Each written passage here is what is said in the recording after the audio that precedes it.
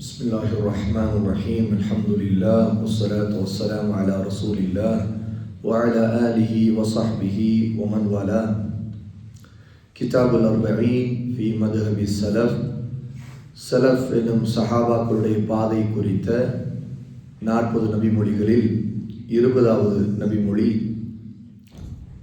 ஆட்சியாளர்களுக்கு நலம் நாடி துஆ செய்வது குறித்த நபிமொழி. தமீம் உத்தாரி ரலியல்லாஹு அன்ஹு அவர்கள் அறிவிக்கிறார்கள், கால நபி ஸல்லல்லாஹு அலைஹி வஸல்லம், அத்தீனு நஸீஹா, அத்தீன் அல் இஸ்லாம், மார்க்கம் என்பது நலம் நாடுதல், உபதேசம் செய்தல் என்று ரசூலுல்லாஹி ஸல்லல்லாஹு அலைஹி வஸல்லம் அவர்கள் சொன்னார்கள். அல்லாஹ்வுடைய தூதருடைய தோழர்கள் கேட்டார்கள், லிமன், யாருக்கு நலம் நாடுதல் என்று கேட்டார்கள்.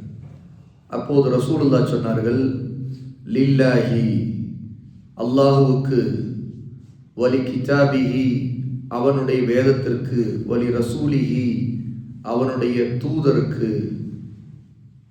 வலி அய்யிம்மத்தில் முஸ்லிமீன், முஸ்லிம்களின் ஆட்சி தலைவர்களுக்கு, வ ஆமத்திஹிம், அவர்களில் இருக்கிற பொதுமக்களுக்கு என்று சொன்னார்கள். ஆக 5 வகையான நலம் நாடுதலை ரசூலுல்லாஹி ஸல்லல்லாஹு அலைஹி வஸல்லம் அதுதான் மார்க்கம், அதுதான் அத்தீன் என்று சொன்னார்கள். அதிலே முதலாவது அல்லாஹ்வுக்கு நலம் நாடுதல் என்று சொன்னால், அல்லாஹ்வுடைய தௌஹீதை ஏற்றுக்கொண்டு அவனையே வணங்குவது, அவனுக்கு கீழ்ப்படிவது, அவனை ஒருமைப்படுத்துவது. அவருடைய வேதத்திற்கு நலம் நாடுதல் என்பது அல்லாஹ்வுடைய வேதத்தை, அல் குர்ஆனை ஓதுவது, அதை புரிந்து கொள்வது, அதை பின்பற்றுவது, அதை மக்களுக்கு எடுத்துரைப்பது, பரப்புவது என்று அர்த்தம். அவருடைய தூதருக்கு நலம் நாடுதல் என்றால் அந்த தூதரை ஈமான் கொள்வது, அந்த தூதரை பின்பற்றுவது, அவர்களுக்கு கீழ்ப்படிவது, கட்டுப்படுவது என்று அர்த்தம். அய்யிம்மத்துல் முஸ்லிமீன், முஸ்லிம்களின் ஆட்சி தலைவர்களுக்கு என்று சொன்னால் அவர்களுக்கு கட்டுப்படுவது, அவர்களுக்காக துஆ செய்வது, அவருடைய சீர்திருத்தத்திற்காக, நன்மைக்காக துஆ செய்வது. இன்னும் பொதுமக்கள், முஸ்லிம்களில் இருக்கக்கூடிய பொதுமக்கள் எல்லோருக்கும் நலம் நாடுதல் என்பது அவர்களிடம் நல்ல விதத்தில் நடந்து கொள்வது, அவர்களுக்கு சலாம் சொல்வது, அவர்கள் தும்மி அல்ஹம்துலில்லாஹ் சொன்னால் அவர்களுக்கு துஆ செய்வது, இரஹமுக்கல்லாஹ், யஹ்திகுமுல்லாஹ், யுஸ்லிஹு பாலக்கும் போன்ற விஷயங்கள் மூலமாக ஒருவர் நலம் நாடுதல்.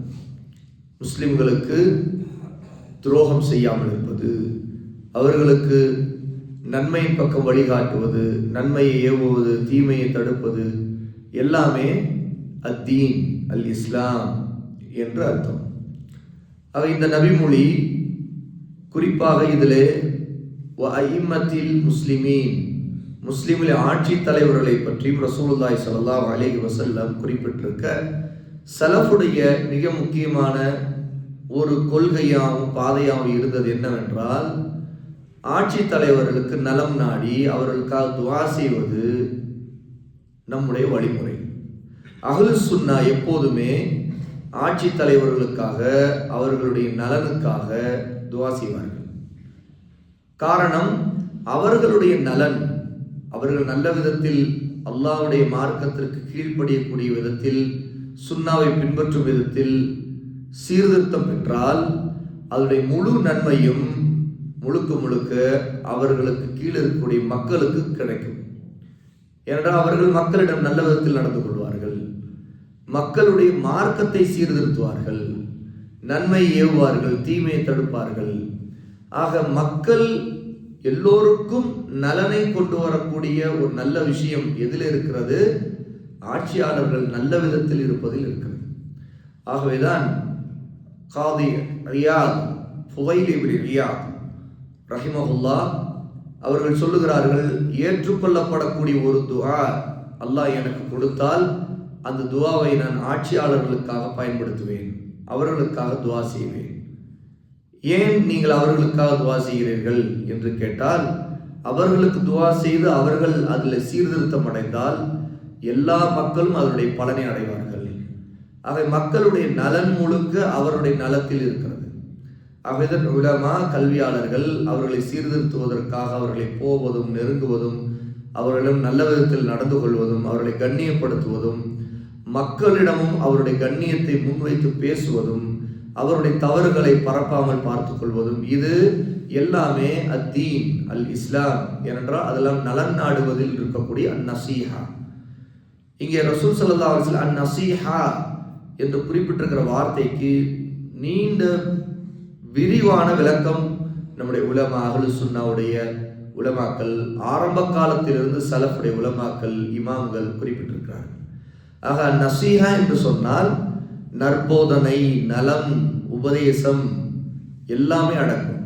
அப்போ நம்முடைய முஸ்லிம்களை ஆட்சி செய்யக்கூடிய மக்கள் யார் இருக்கிறார்களோ அவர்கள் முஸ்லிமாக இருக்கும் வரைக்கும் அவர்களுடைய நலனுக்காக துவா செய்வது, அவர்களை டிஃபெண்ட் செய்வது மார்க்கத்தில் ஒரு மிக முக்கியமான நசீஹாவாக இருக்கும்.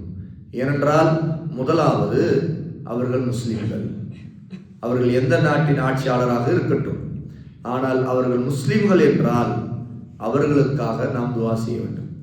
இரண்டாவது முஸ்லிம்களின் ஆட்சியாளர் என்கிற நிலை. அப்படி என்றால் அவர்களுக்காக நாம் மிகவும் நன்மையை நாட வேண்டும். ஏனென்றால் அவர்களுடைய நலன் எல்லாம் அவர்கள் முஸ்லிம்களுக்கு நலனை கொண்டு போய் சேர்க்கும். மூன்றாவது அவர்களை பற்றி புறம் பேசுவது தடை செய்யப்பட்டது. காரணம், அவர்கள் இந்த தீனில் நமக்கு சகோதரர்கள்.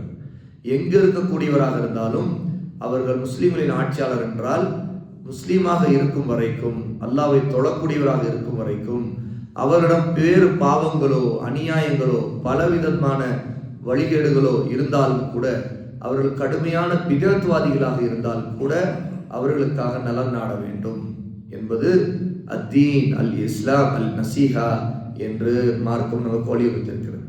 ஆக இந்த உபதேசத்தை நம்முடைய வாழ்க்கையில் அமல் செய்ய வேண்டும்.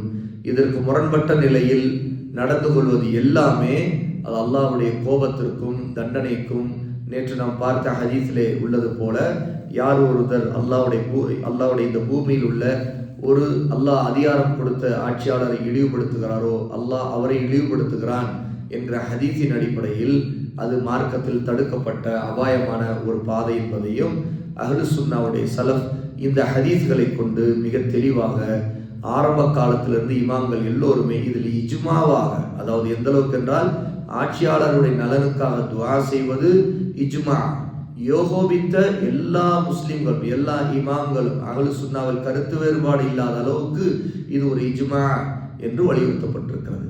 ஆக அல்லாஹ் தஆலா நம் அனைவரையும் அப்படிப்பட்ட நலன் நாடக்கூடியவர்களாக ஆக்குவானாக. வ ஆகிரு தஅவானா அல்ஹம்துலில்லாஹி ரப்பில் ஆலமீன்.